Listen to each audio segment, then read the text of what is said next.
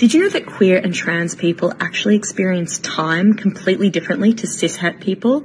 It's a concept called queer temporality, and it basically has to do with the fact that historically, as queer and trans people, our lives have started much later, and for a whole bunch of reasons, ended earlier than our cishet counterparts. So as a result, our experience of time is compressed.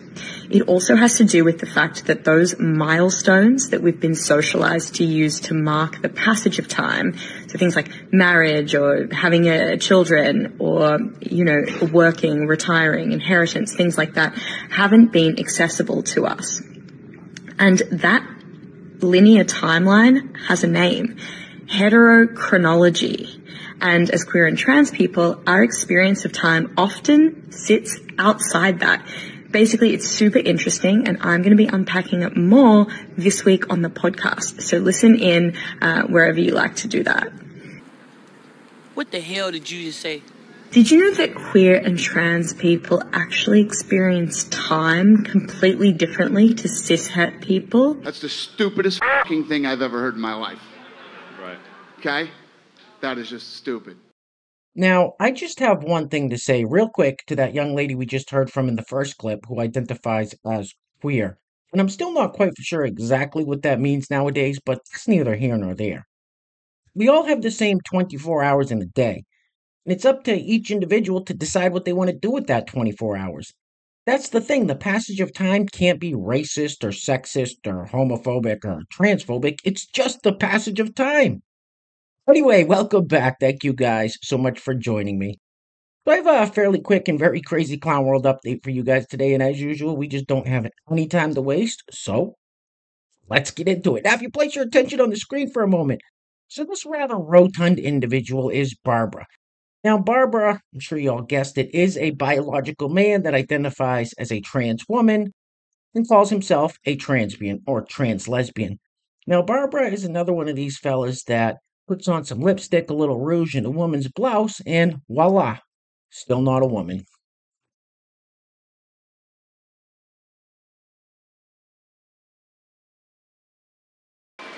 That guy's got a serious weight problem. Go home, start exercising. All right, let's keep it moving with this clip that is currently going viral on the interwebs of several celebrities who suffer from TDS, also known as Trump derangement syndrome. Now, apparently, this clip is like 3 or 4 years old, but I don't remember seeing it. So if you've seen it already, I do apologize. We're going to check it out. Now, this is what selling your soul looks like. Roll it. You have an obligation to be a part of that decision. You might think it's not important. You might think you're not important. But that's not true.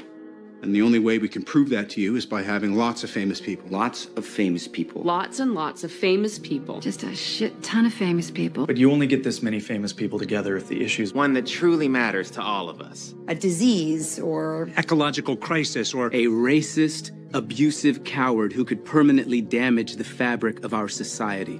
Do the math. Do we really want to give nuclear weapons to a man whose signature move is firing? Firing things? But we can end this nightmare before it begins.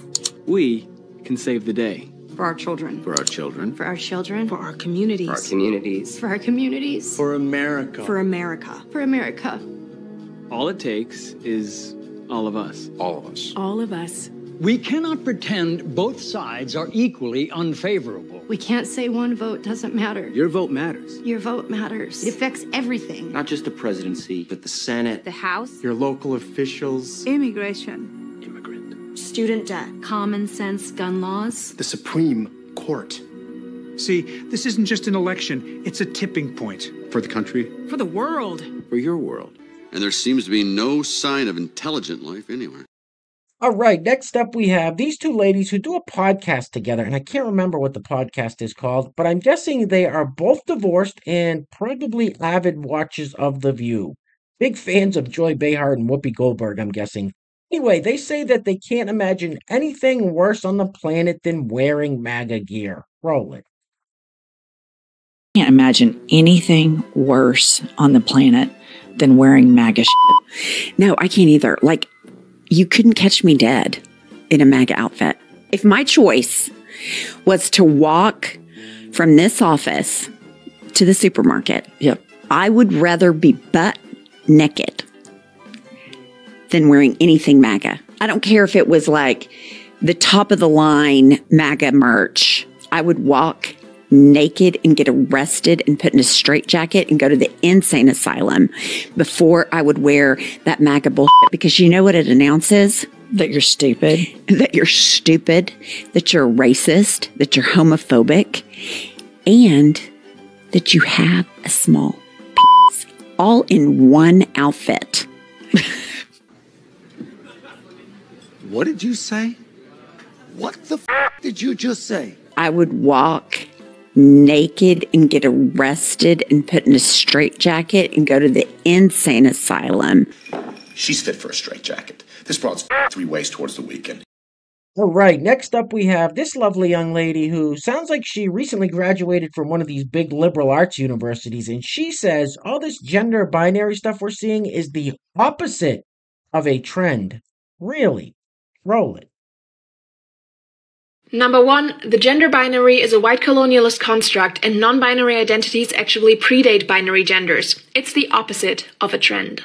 Number 2, our community owes a debt of gratitude to trans women of color, so racism and transphobia have no place in it. And third, remember that being queer does not exempt us from examining our privilege. Queer people of color have long been pushed into the margins by the white members of our community, so it's essential that we center, uplift, and amplify their voices. You get wacky on me. What the f*** are we talking about here? So this next clip might get some of you ladies out there a little hot under the collar, but this fella says it's easy being a woman. Now, I wish I could say this guy was trolling, but so far as I can tell, he's being dead serious. Roll it. Us women have the easiest job of all times. We have the simplest life. All we gotta do is look pretty, clean house, cook. I mean, what else is there to do? I mean, us women, it's easy to be a woman. Make sure we got some makeup on, something sexy when our significant other gets home. That is the most easiest thing. Make sure our significant other gets something to eat. I mean, it's easy being a woman. So easy. Are you f***ing retarded? What the hell's the matter with you? So it's easy to say that it's easy being a woman when you're not one. Anyway, next up. So this fella says if you use the term, hey guys, you're not being inclusive. Roll it. I told you that saying hey guys to a group of people, including women, is not inclusive, even if you think that it isn't harmful. Let's honestly talk about it. Listen, cuties, I wasn't born yesterday. I know how commonly used hey guys is. It's like a slang term that really defines an entire generation of people. I literally used to open up every single one of my videos saying it. But referring to everyone as men just feeds into these misogynistic systems of oppression that only men can hold power and authority in our society. And I don't know about you, but that feels gross to me. It also isn't inclusive to the diverse gender identities that we celebrate in this world. Simply switching hey guys to hey everyone is a really great way to address a group of people in a more inclusive way. Thanks for learning something new with me today, cuties. Get a haircut, hippie.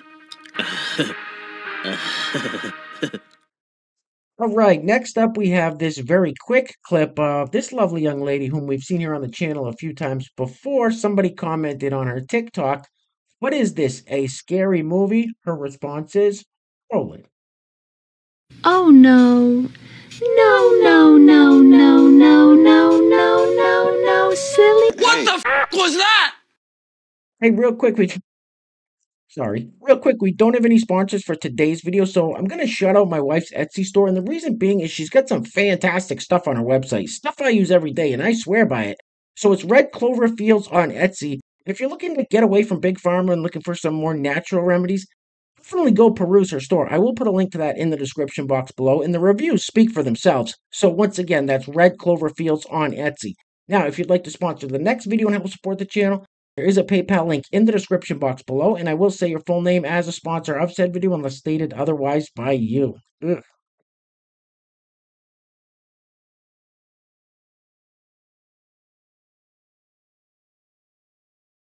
Man, that's gross. Now, since we've been seeing a lot of tattoos and body modifications or body mods, as the cool kids say. I saw this picture making its rounds on the interwebs and figured I would share it with you guys, and I think this one may be the most extreme one we've seen so far. Look at her teeth!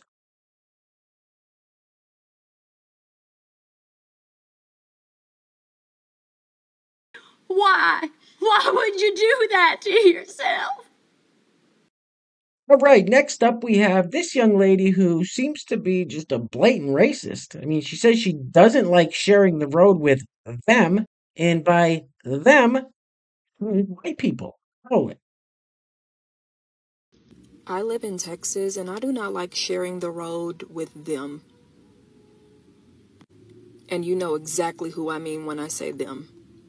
Their privilege is loud and clear even on the roadways, even on the highways. You can be in a 40-mile-per-hour zone in Texas and they expect you to go 80 because they can get away with it, because they know that the police officers aren't going to pull their asses over. Well, everybody doesn't have that privilege, baby. If you're that impatient behind me for actually following the speed limit, put your signal on and go around me.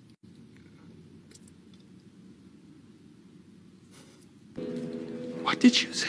I live in Texas and I do not like sharing the road with them.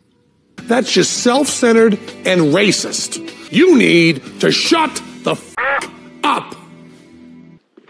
Hey, where are the white women at? all right, guys, we're going to be wrapping it up with this clip of Rosie O'Donnell on some podcast or talk show or something talking about parenting a non-binary child.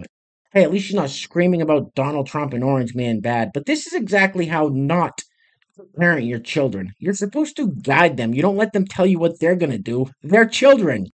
Anyway, things are clearly getting very crazy out there, guys, so please take care of yourselves. Take care of each other. Till next time, I love you guys. Peace.